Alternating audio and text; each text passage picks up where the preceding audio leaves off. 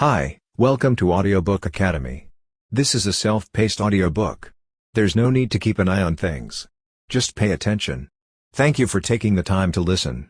This is a book summary of The Thank You Economy by Gary Vaynerchuck. Begin with a quick test of your knowledge. An appealing product is something you see, use, or purchase.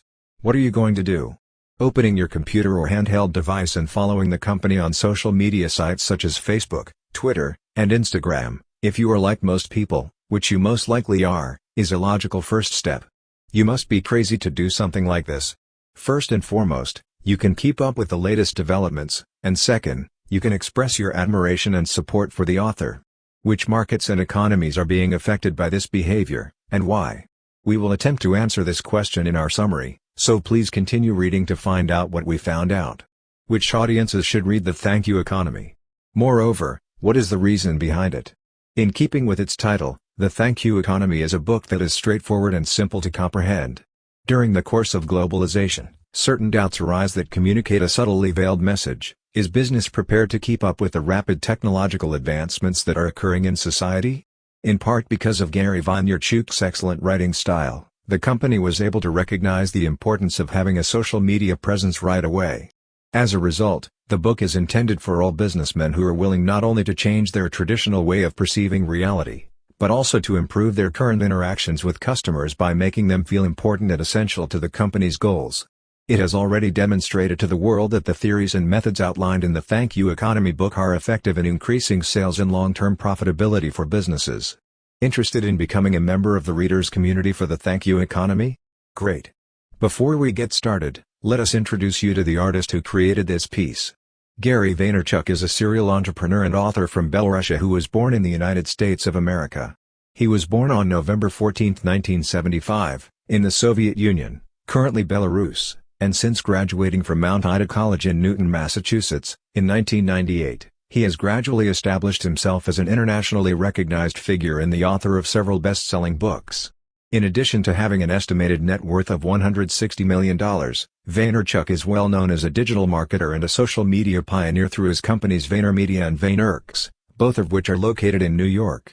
Any business in the 21st century that is not already active on social media networks demonstrates a lack of commitment and dedication to meeting the needs of its customers. In the opinion of Gary Vaynerchuck, author of the book The Thank You Economy, the following statement holds true: the more one strives to change and improve, the more one realizes how much has remained the same.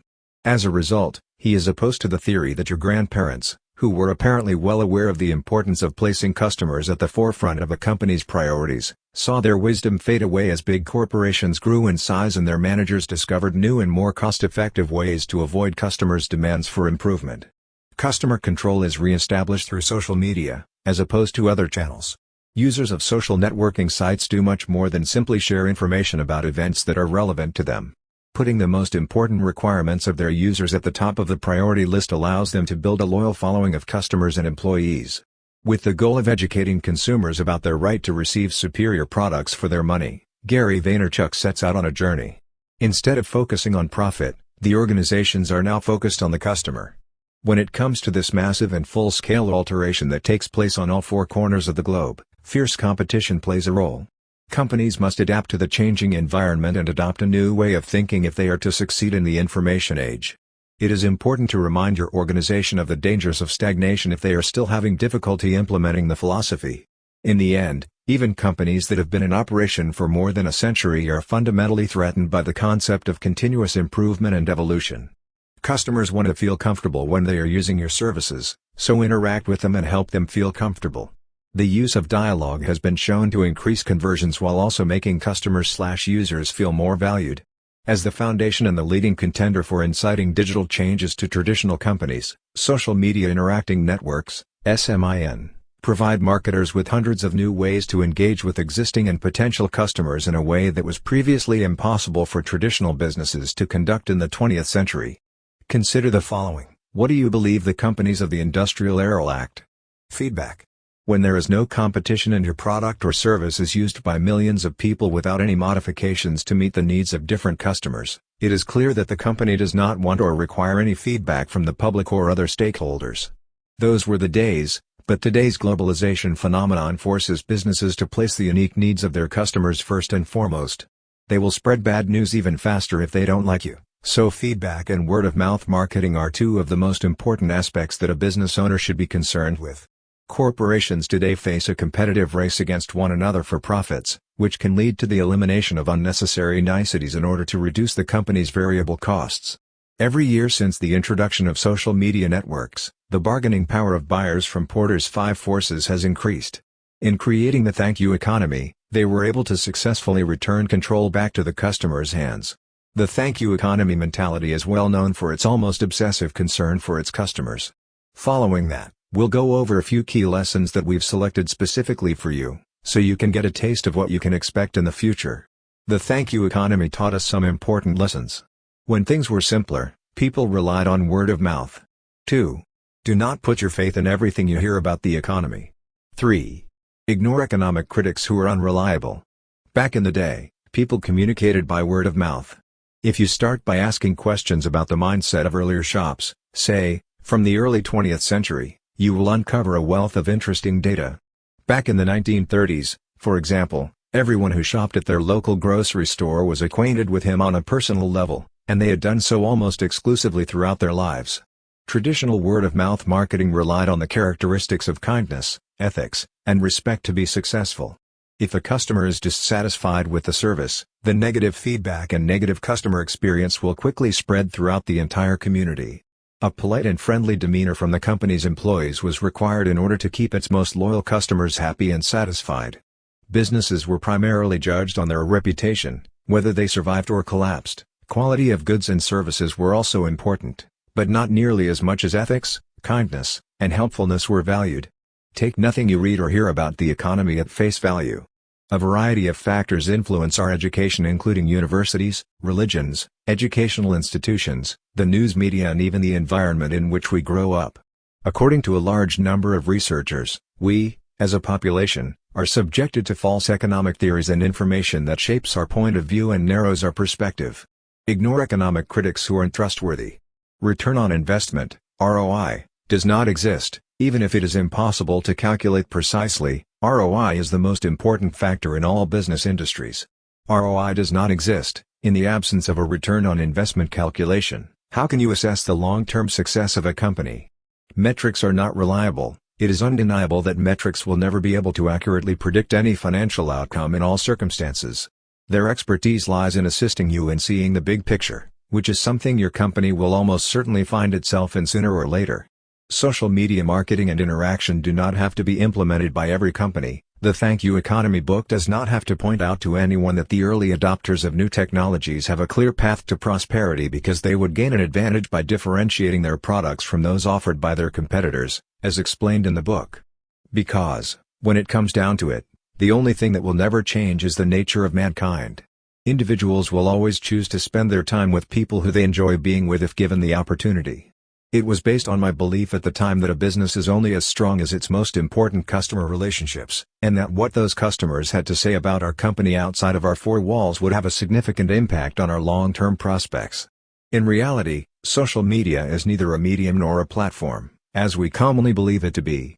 A massive cultural shift has occurred, and it has had a significant impact on the way society interacts with the most powerful platform ever created, the Internet.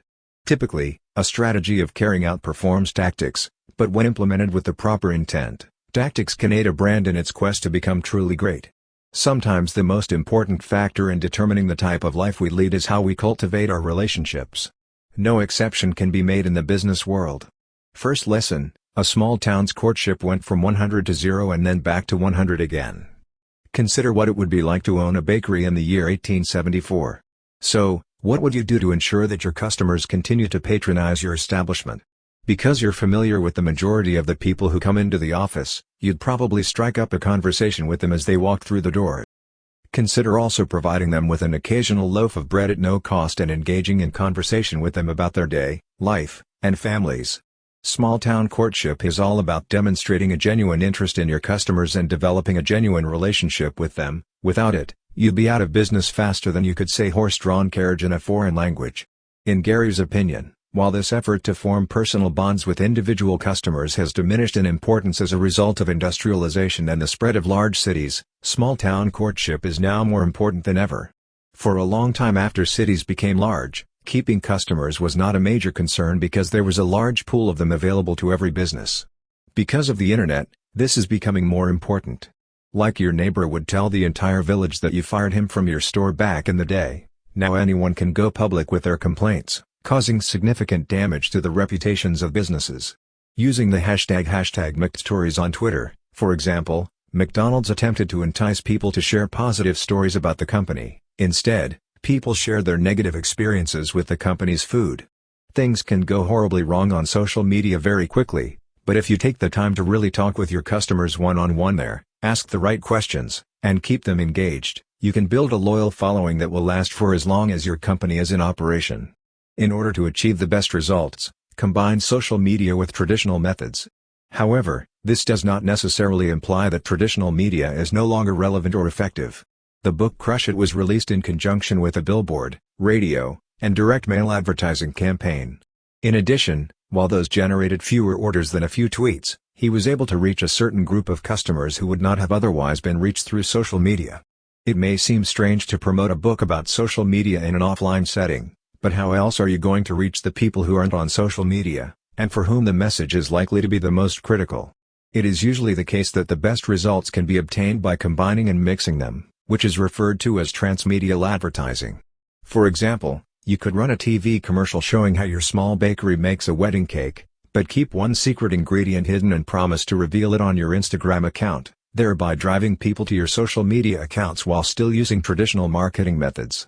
Making a story that circles around all of your channels is a powerful way to keep your fans engaged and curious, and it produces far better results than simply transmitting on a single medium. Lastly, model this approach yourself to ensure that it is carried through to your customers by your team of employees. Consider the following scenario: your bakery has grown to 30 employees over the years. How do you convince them to join you on social media? It's something you experience first person. It happens on a daily basis. As a role model, you are outstanding. Company values are always communicated from the top down, and if the CEO doesn't give a damn about social media, how can employees expect their colleagues to do so? Small-town courtship will become one of your company's core values when you demonstrate to your team that you truly care about each and every customer, even if it means responding to their tweets with a single emoji. It is something Gary continues to do today, despite the fact that he has 1.25 million followers on Twitter. Gary is unique in that he wants to build an empire on the virtue of kindness, and I believe this book is the best example of him doing so in his life. It is amazing how much value one 140-character tweet, one tag in a photo or one short Facebook message can have, and many businesses underestimate the value they can generate with them. Unlike others, Gary is constantly striving to scale the unscalable, by reaching out to as many people as possible, connecting with them on a deeper level, and treating his fans with the utmost respect. When it comes to Gary and the thank you economy, there is one thing to take away from them: caring about people, paying attention to what they have to say, and simply being nice are all worthwhile investments. A fantastic read, both on Blinkist and in its entirety. Thank you for listening in Audiobook Academy. Please don't forget to subscribe for more content like this. See you in next audiobook.